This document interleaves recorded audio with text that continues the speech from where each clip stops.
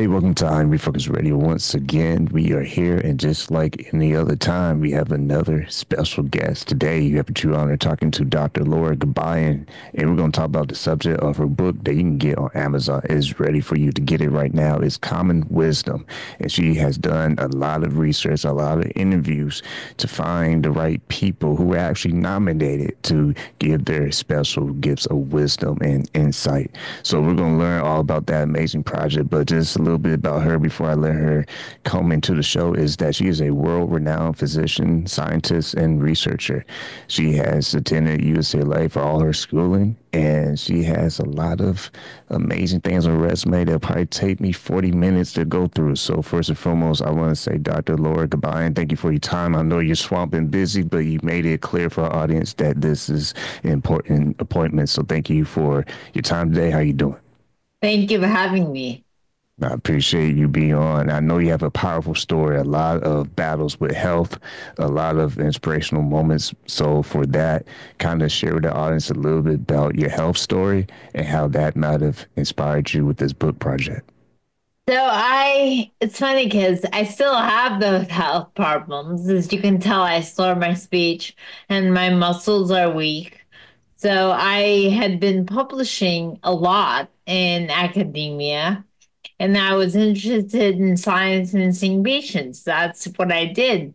And then my health started to go down. And in 2013 is when it started. And it took me a while, but then I was like, well, I can't keep doing this. And people, physicians, medicine, everyone was ready to give me a label. Everyone was ready to put me in a category. And I was like, no, there must be more to it. There are people who think outside the box. So I thought, okay, let me look into the whys. And then I looked into wisdom and I found out, wait a second, we don't know anything about it. We just know that the Buddha said the wise are humble. And we really didn't know. So it was all subjective, all anecdotal. And then I decided, you know what? I'm going to interview, I want to define it myself. And I didn't know anything about it. And so then I was like, well, let me interview people that do. And that was the wise. And I interviewed 60 people. I found out before the interview the wisdom is not different based on gender, race, or political affiliation, but it is different based on location. And so if you have wisdom from Asia, it's different, for example, than where I found was North America. And I interviewed people in the US and Canada, and that's why it's North America. And with your extensive background in education and having the knowledge yourself as a student and researcher and scientist, I can only imagine having people on the outside who don't know your story to look and hear and see and just make assumptions. Kind of touch on that a little bit before we dive deeper in the book. How has that made you feel to Well, almost have to prove yourself? I feel like people don't understand. They never will because you are who you are in your own skin. No one is ever going to understand. And people assume, "Oh, she's fine because she looks okay." But little they know I can't walk. And that little they know that everyone's different. But people assume and people put people in boxes and they judge. That's just how it is. And you can't be bitter about it. You just have to realize, you just have to move on. When you look at the process of organizing how you want this book to be structured and doing your research, doing the interviews, kind of touch on the process of how these people were selected and how the interviews were conducted. So I couldn't decide who they were because that would make me better than them. And that's not the case.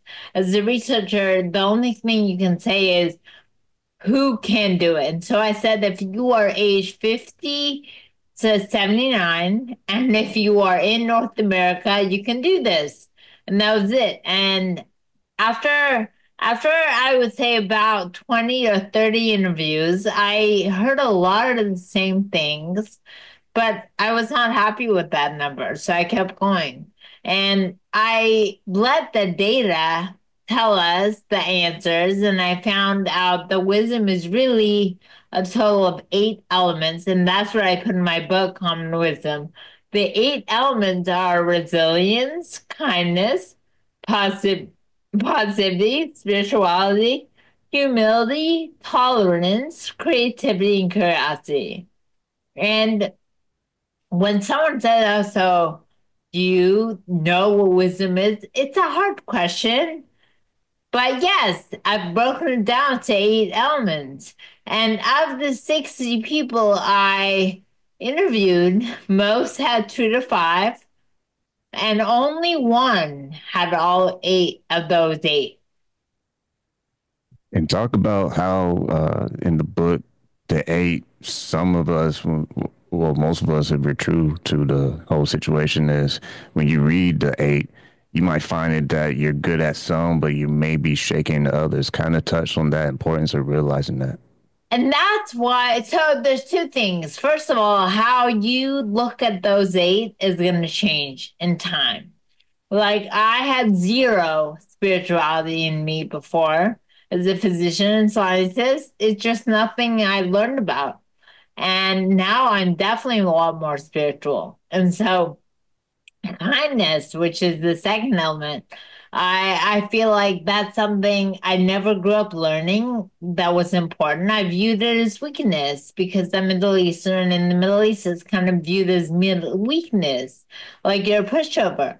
And so in finding those elements, and when you think about them, they are important. Some of them are important to you, and some may not be, and some will change. And that's all part of the process. Once again, listen, on Refocused Radio talking to our guest today. You can go to her website is lauragabayan.com, talking to our guest, Dr. Laura Gabayan, a physician and researcher scientist. In her book, Common Wisdom, 8 Scientific Elements of a Meaningful Life, you can get on Amazon or visit her website for more information on that. When you see the response of people reacting to the core points of your book in a positive way. What has been the process for you to reflect on the writing of your book and how it's been able to help people? Well, the goal of the book was to inspire people and not just to write a self-help book. There's plenty of those out there, and this is much more than that. It's more of a secret sauce to living a great life. And regardless of what you want to be in life, I think knowing these 8 elements will help. And it's meant to be more of a mentor, of a friend. And we laugh at these days. We don't have, we're in a loneliness pandemic, right? So it's meant to be all of those, but at the base of it is that it's a very simple read. It doesn't take a long time, and it has a lot of thoughts. And being a scientist, I was not okay with one person's idea anyway. So it has 60. It's fascinating. Now, input I've got is that this book has really changed lives, and that people feel like it's done so many other things. Like one person said it helped their marriage. And so things that people would not expect, this book has done. So I feel great. One thing I do see in here is that you are a happy person, a person that smiles, and touch on the point of the book of understanding emotion, because it's one thing to know the 8 common scientific elements of wisdom, but it's another thing to still appreciate life, because life can be challenging and sometimes, but we still have to face it with a good attitude. Well, this goes back to me thinking that all of these elements are related. And so to be resilient, which is number one, you have to be positive. You have to view that, you know what, the whole idea that this is not happening to me, but it's happening for me. Like, for example, when my body started to fall apart and I was really worried and anxious about not seeing patients in 2013. Little did I know that I would write a book like 10 years later. Who knew? So I think you just have no idea what's out there. And positivity, it's not like I don't have my moments. It's not like I don't have my times of being negative or upset, but it's more of I have no other choice. I have to view things as kind of positive in a positive light because I have no other option. I like what you said there because a lot of times we can look at life from a perspective of just why me, and we can think selfishly that we're the only ones who might be going through issues in life, and we can take it out on others. And sometimes we don't even understand because we lack self awareness if we're taking it out on others. For you, as someone that's been through your challenges with health, how have you been able to balance that and maybe pause and say, okay, where can I actually do better and make sure that people know who I am as a person still? Well, I think that, when you said people ask why me, my thoughts are why don't you say why not me? Why not? I can do it and I'll overcome this. So view it as a challenge that you'll overcome and be certain that you will overcome it. Because honestly, when I think about gratitude journals, they force you to appreciate things, that you never would. Like a stroke patient would never appreciate the side of or the parts of their body that do work. They'll fixate on the parts that don't work, whereas they should fixate on the parts that do. And so, same with me. I can't walk, but I'm grateful that I can type. That I was able to write this book. So and that I can use my hands and I can have a normal looking face. So there's things that you need to be grateful for that you may not pay attention to, and that's what will get you through. Once again, let's not refocus radio. Talk to our guest today, Dr. Gabayan. Go to her website is lauragabayan.com. Talking about her book, Common Wisdom. One thing that's definitely common in this whole discussion is, I want to say again, your sense of awareness of appreciation towards life. A lot of times we can literally just look at life and we want to wipe our hands and say, enough. I did my part. I'm going to settle. This is my choice. I'm going to just do what I want from now on. Why did you choose to keep pushing for it? Why did you choose to still write and publish this book and help all these people?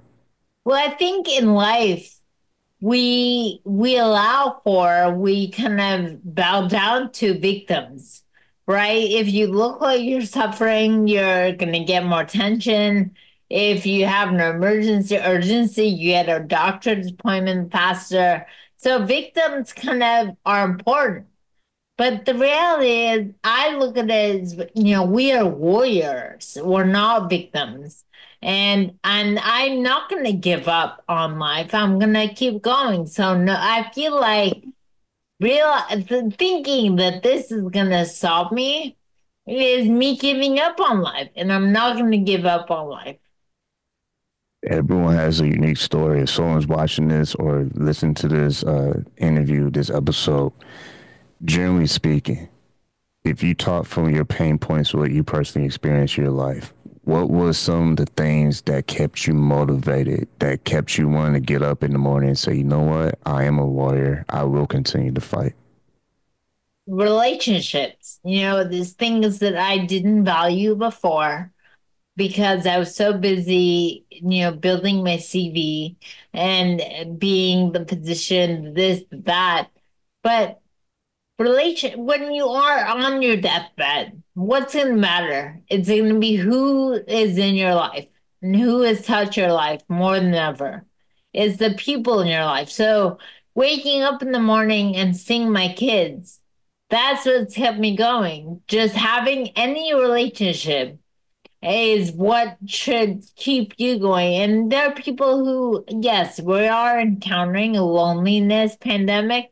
And I think the internet is one of the reasons. But I think we need to value even the one person we interact with and build more. I feel like relationships are the reason that's kept me going. You mentioned earlier in the video, in the interview, how a couple claimed and made a point that this book has helped their marriage, uh, saved their marriage in particular. When you see that happen, when you see that kind of response, what else are you seeing as far as feedback from other different people as far as how it's helped them? The feedback I've gotten is that this changes lives and that it doesn't, it was not meant to be that. It was really initially just meant to be, me talking to people and exuding, kind of defining wisdom. But most people have said, wow, I had not thought about it that way. And it really changed my life. And it's a process. And I want everyone to realize it's a process. Like now, not thinking about kindness, I do now. I think about this and I appreciate it more. People always ask the great minds, what is your mantra? What's your North Star? What is it that guides you to make your decisions? When you interview these people and try to dig for that golden nugget, right, for wisdom, was some of the feedback that they gave you that thought maybe it was a common thread as far as the North Star and mantra? And so, and I'll tell you what I think too, and what I put together based on my talks with them, is that things happen for you and not to you, and things will work out. Regardless of what you think, they will work out. So be at peace. I like that. Yeah, because after the storm, peace is still available. When you see the opportunities you have as a researcher, a scientist, and to pay it forward with projects like this book, and to give people some inspiration who might feel like they're going through some hard points in their life. I call them pain points. What do you hope that after people read this book, they themselves in their special way can pay it forward to others to help them in their life journey? Well, I feel like you overcoming an obstacle is a show to others they can do it too. And it's a show that people should not give up. They should keep going. And that every obstacle you encounter will help you be stronger for the next. It is the same thing as, I mean, what doesn't kill you makes you stronger.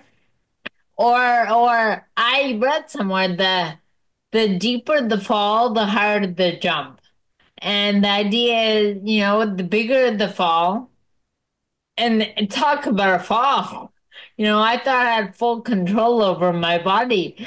And so the bigger the fall, the higher the jump. And the jump is not physical. I think it's more of a realization.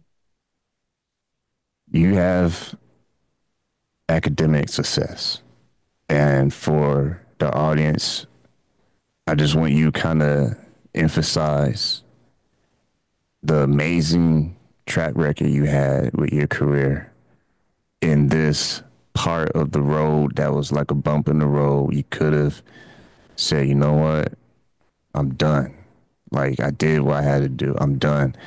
Talk about that because I think that's important for the audience to know the depth of your portfolio, but also you being humble enough to say, you know what, life happens, but that's no reason to quit. It does. And you know what? I think, for example, my husband was like, I don't want you to let this book get in the way of your health.